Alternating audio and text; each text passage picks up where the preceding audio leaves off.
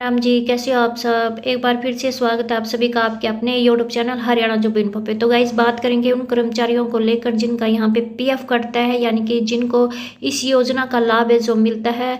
तो गाइस उन कर्मचारियों से जुड़ी आज की बड़ी खुशखबरी है कि अब एटीएम से निकाल सकेंगे पीएफ, जरूरत पर मिलेगा पैसा। लाखों कर्मचारियों को गाइस यहाँ पे फायदा होने वाला है।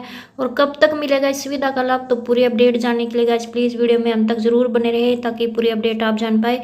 तो यहाँ पे देखो गाइस कि पीएफ निकालने के लिए एटीएम जैसा कार्ड अंशदान 12% से बढ़ाने पर विचार चल रहा है। तो गाइस इससे पहले भी ईपीएफओ को लेकर दो बड़े बदलाव किए गए थे, यानी कि जब ईपीएफओ 1.0 था तब खातों का जो रखरखाव होता था वो मैनुअली तरीके से होता था और आवेदन और निकासी तक की जो पूरी प्रक्रिया होती थी वो कागजी होती थी। और वहीं पर जब गाइस यहाँ पे ईपीएफओ 2.0 हुआ तब यहाँ पे ये ईपीएफओ डिजिटल तरीके से हुआ और ऑनलाइन पोर्टल की सुविधा दी गई। और वहीं पर कर्मचारियों को यहाँ पे यूनिवर्सल यानी कि यूएएन अकाउंट नंबर दिया गया। और अब जब गाइज यहाँ पे ईपीएफओ 3.0 लेकर आ रही है सरकार, तो यहाँ पे इसको लेकर बड़े बदलाव की तैयारी में केंद्र सरकार है। और गाइज यहाँ पे सूत्रों की माने तो ईपीएफओ 3.0 के मसौदे के अनुसार कर्मचारियों को अब एटीएम से सीधे प्रोविडेंट फंड निकालने की सुविधा देने पर विचार है जो वो चल रहा है। और ये भी माना जा रहा है कि अगले साल जून 2025 में ये सुविधा है जो शुरू हो सकती है। लेकिन गाइस इसको लेकर कुछ शर्तें रहेंगी, यानी कि आप इसके जरिए एक तयशुदा रकम ही आप निकाल पाओगे, जिससे कि इमरजेंसी के लिए पैसे तो निकाल सकेंगे और साथ में लेकिन रिटायरमेंट के बाद भी पर्याप्त राशि है जो आपके खाते में सुनिश्चित रहेगी। यानी कि आप एक तयशुदा रकम निकाल पाओगे जिससे कि आपको जो इमरजेंसी है वो भी आपकी निकल जाए और बाकी आपकी जो रिटायरमेंट के बाद पेंशन बनती है, पेंशन मिलती है, वो भी मतलब आपको मिल सके। और वहीं पर गाइस जो भविष्य निधि में कर्मचारी की ओर से अंशदान होता है, कंट्रीब्यूशन होता है 12% का, इसको बढ़ाने पर भी विचार है जो वो चल रहा है। कर्मचारी मूल वेतन और महंगाई भत्ते और रिटेनिंग भत्ते का 12% भविष्य निधि में योगदान करता है, जिसमें 8.33% वेतन है जो पेंशन फंड में और 3.67% ईपीएफ में आपका मतलब ये जाता है। तो यहाँ पे देखो गाइस कि पेंशन स्कीम में भी कर्मचारी अंशदान को बढ़ा सकेगा। तो केंद्र सरकार ने गाइस यहाँ पे पेंशन स्कीम में भी बदलाव का प्रस्ताव है जो तैयार किया गया है, जिसके तहत वर्तमान में लागू 8.33% के अंशदान को भी कर्मचारी है जो बढ़ा सकेगा।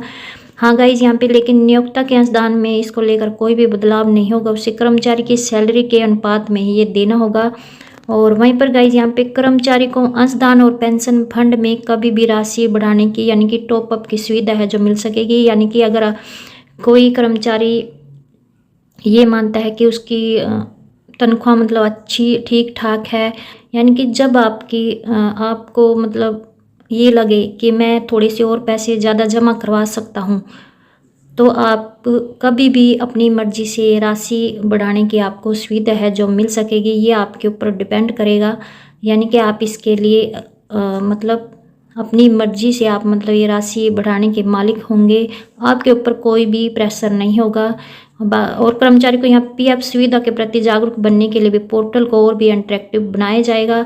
और वहीं पर गाइस यहाँ पे देखो जो आपका डेबिट कार्ड के जैसा ही आपका ईपीएफओ कार्ड है जो वो होगा, और इस कार्ड का इस्तेमाल एटीएम पर बैंक डेबिट के समान करके भविष्य निधि खाते से पैसे निकाले जा सकेंगे और इसे ईपीएफओ विड्रॉल कार्ड भी कहा जाएगा। और ईपीएफओ 3.0 के जरिए यहाँ पे श्रम मंत्रालय का उद्देश्य कर्मचारी भविष्य निधि को सरल बनाना है और कर्मचारी संगठनों द्वारा पीएफ निकासी की प्रक्रिया को और भी लचीला बनाने की मांग जो की जा रही थी। तो सरकार का मानना है कि ईपीएफओ 3.0 से कर्मचारी को जरूरत के वक्त तत्काल पैसे मिलने और रिटायरमेंट के लिए भी सुरक्षित राशि मिलने के बीच संतुलन है जो बनाया जा सकेगा। यानी कि जो आपका ये कार्ड बनाने का उद्देश्य है कि आपको ज़रूरत के वक्त पैसे भी मिल जाएंगे ताकि आपकी जो भी ज़रूरत है वो पूरी हो जाए, और साथ में जो रिटायरमेंट के बाद आपकी पेंशन बनती है, पेंशन मिलती है, वो भी मतलब आपको मिल जाए। इन दोनों के बीच में संतुलन बनाने का काम यहाँ पे सरकार है वो कर रही है। तो ये थी गाइस आज की बड़ी अपडेट। आई होप आपको ये अपडेट अच्छी लगी। प्लीज़ चैनल को सब्सक्राइब और वीडियो को लाइक, कमेंट, शेयर करना ना भूलें। धन्यवाद।